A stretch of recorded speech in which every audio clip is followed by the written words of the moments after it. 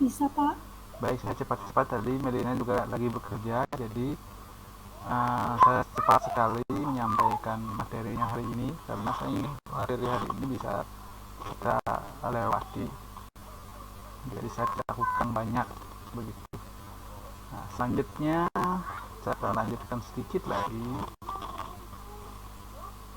Di samping tadi ada karakteristik yang saya simpulkan, jadi komunikasi massa karakteristiknya secara umum seperti ini juga bisa diartikan karena ini menurut penelitian Elizabeth Noel dan Newman.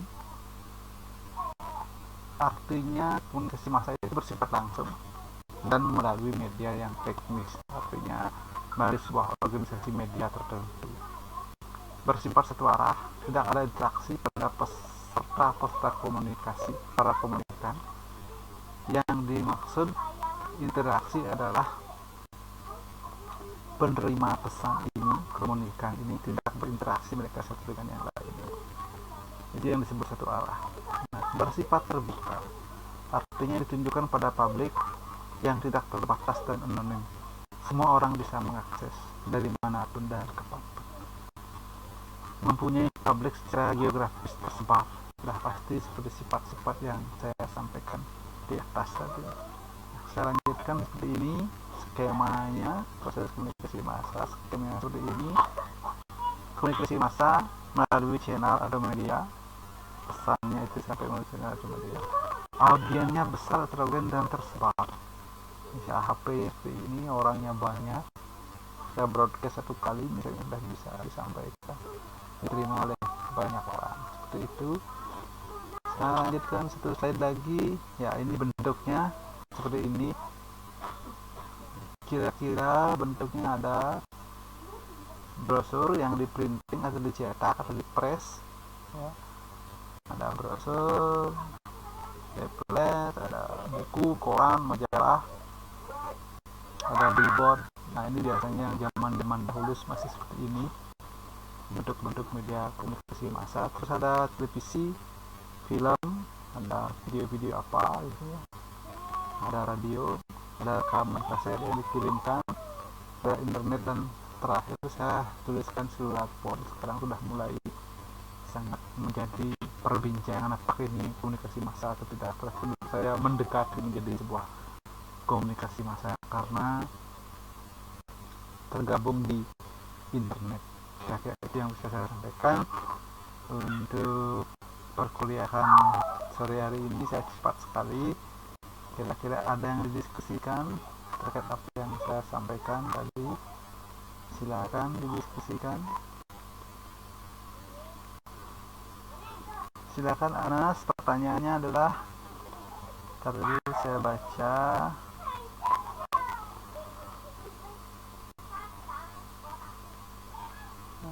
Nah, dulu saya start presenting dulu. Pak Wayan, saya ada pertanyaan, apakah semua program siaran di media massa termasuk bentuk komunikasi massa atau hanya program informasi berita yang disebut komunikasi massa? Semua pesan ya, kalau berita salah satu bagian daripada komunikasi massa. Semua pesan, apakah itu gosip, apakah itu iklan, itu adalah semuanya adalah tentang komunikasi massa.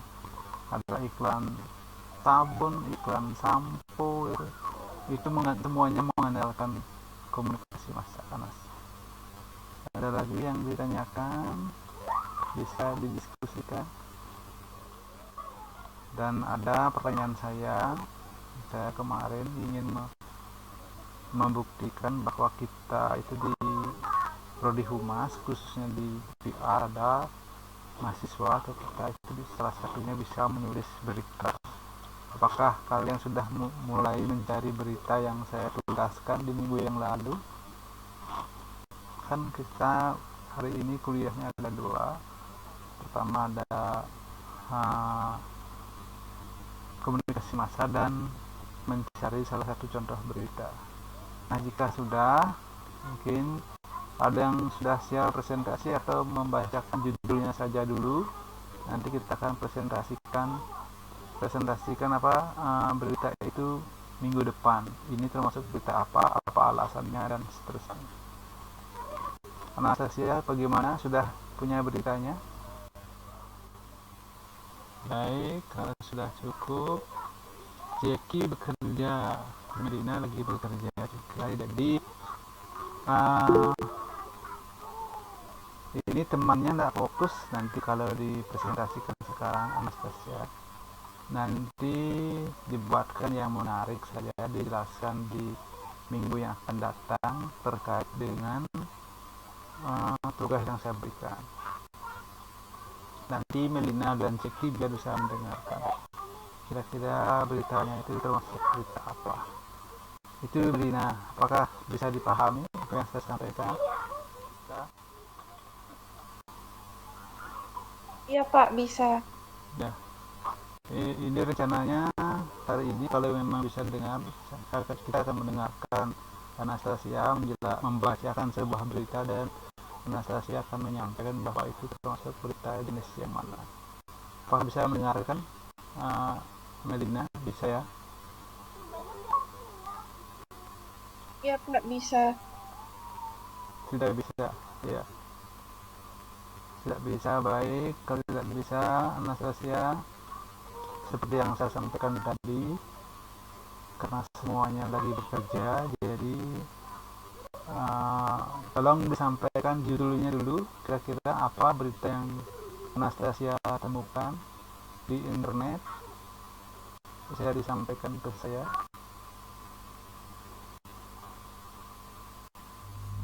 Permisi Pak, udah masuk Pak suara saya. Sudah. Sekarang hilang lagi. Anastasia hilang. Belum ngomong kayak ini. Ya, Iya Pak. Saya tunggu. Silakan dimanfaatkan waktunya. Iya Pak. Presentasi sekarang Pak. Ya, coba disampaikan kira-kira beritanya seperti apa, dibaca saja. Kalau saya bikinnya kayak gini Pak, bukan PPT sih Pak. Iya, tidak apa-apa. Ya, tidak apa-apa. Sama-sama bisa saya paham. Ya Pak. Jadi beberapa ragam jenis berita. Yang pertama itu ada strike news. Strike news ini merupakan jenis berita yang ditulis secara singkat, lugas, dan langsung. Biasanya jenis berita strike news ini menjadi halaman depan surat kabar atau menjadi berita utama. Ini contoh beritanya, ada berita terorisme dengan judul polisi kembali jadi sasaran teror. Kemudian jenis berita yang kedua ada deep news. Deep news ini salah satu jenis berita yang dikembangkan dengan pendalaman mengenai hal-hal yang terdapat di bawah suatu permukaan atau dikupas secara mendalam.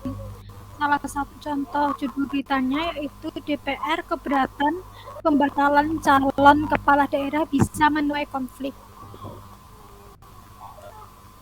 Kemudian untuk jenis yang ketiga yaitu ada berita investigasi, di mana berita investigasi ini merupakan jenis berita yang dikembangkan berdasarkan penyelidikan serta penelitian dari berbagai sumber yang dapat menjadi sumber berita.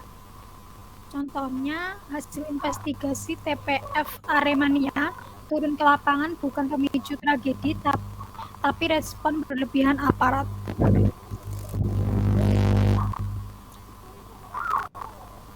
Kemudian ada jenis berita interpretatif news, di mana interpretatif news ini merupakan jenis berita yang dikembangkan melalui pendapat atau penilaian dari wartawan yang melaporkan, tetapi tetap berdasarkan fakta yang ditemukan. Salah satu judul berita yang saya angkat yaitu Nazarudin mempermalukan pemerintah, keberadaannya secara teknis bisa dilacak. Lalu yang terakhir ada opini news. Opini news ini salah satu bentuk jenis berita mengenai pendapat seseorang. Biasanya merupakan pendapat para ahli, cendekiawan, pejabat, tetapi bisa juga mengenai suatu hal, peristiwa, kondisi keilmuan, dan lain sebagainya. Contohnya, jenis beritanya jenis berita opini, yaitu judulnya Pendidikan Indonesia di Tengah Pandemi COVID-19. Itu Pak Wayan, presentasi dari saya.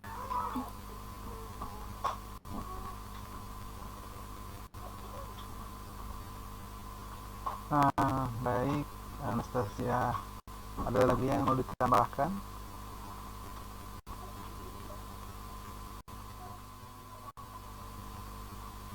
Tidak ada Pak. Baik semuanya, saya sudah baca dan beritanya hampir semuanya saya baca.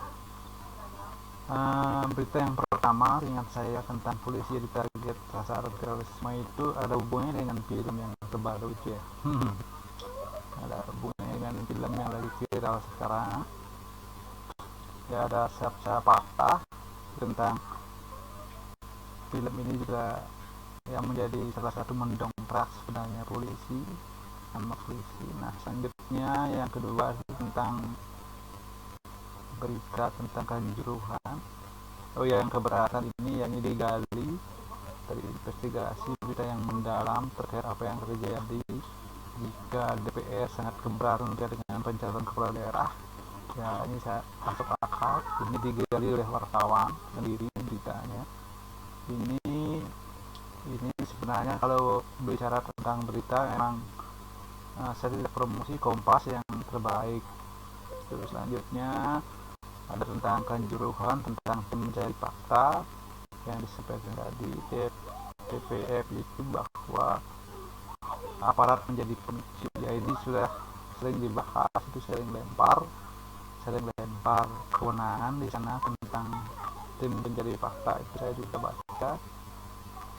Nah kalau yang Kompas ini tentang pendapat daripada wartawan tentang seseorang ini di halaman belakang atau di halaman depan misalnya ditulis ini, memang beritanya lama sekali, ini jarang sekali ini ada berita karena ini biasanya membias kalau interpretatif ini. Nah kalau saya menulis berita interpretatif ini, berita tentang penilaian wartawan, biasanya saya sih nulis berita-berita wisata biasanya. Berita makanan gitu. Tidak berita yang berpotensi menyinggung orang. Kalau misalnya wisatanya bagus sekali, di sini ada asri, pemandangannya, jalannya berliku, bisa berjalan dengan santai sambil berjalan, ada menikmati ya, ada kudapan, ada beberapa warna dan seterusnya. Mungkin objek wisata biasa saya tulis di interpretatif di sini. Kalau yang di opini sudah pasti opini pendapat satu orang, ini sudah pasti, tidak bisa saya lupa, sudah benar. Dan yang terakhir ada investigasi ya. Apa ini yang terakhir? Ini yang terakhir ya, Anas? Ya, yang terakhir opini Pak. Ya, opini yang terakhir. Baik, ini sebenarnya sudah benar sekali. Dan nanti teman-teman yang lain, Medina dan juga Jeki, nanti cari sama seperti Anastasia seperti itu dan baca beritanya, nanti baru bisa dibedakan kenapa itu disebut opini, kenapa disebut interpretatif, di kalimat mananya, di bagian mananya, kenapa ini disebut investigasi, dan kenapa ini disebut dengan straight news. Nah setelah itu dibaca dan di bagian kalimat-kalimat tertentu membuktikan itu. Nah setelah itu baru kita akan belajar mencari dan menulis berita menurut gaya kita sendiri.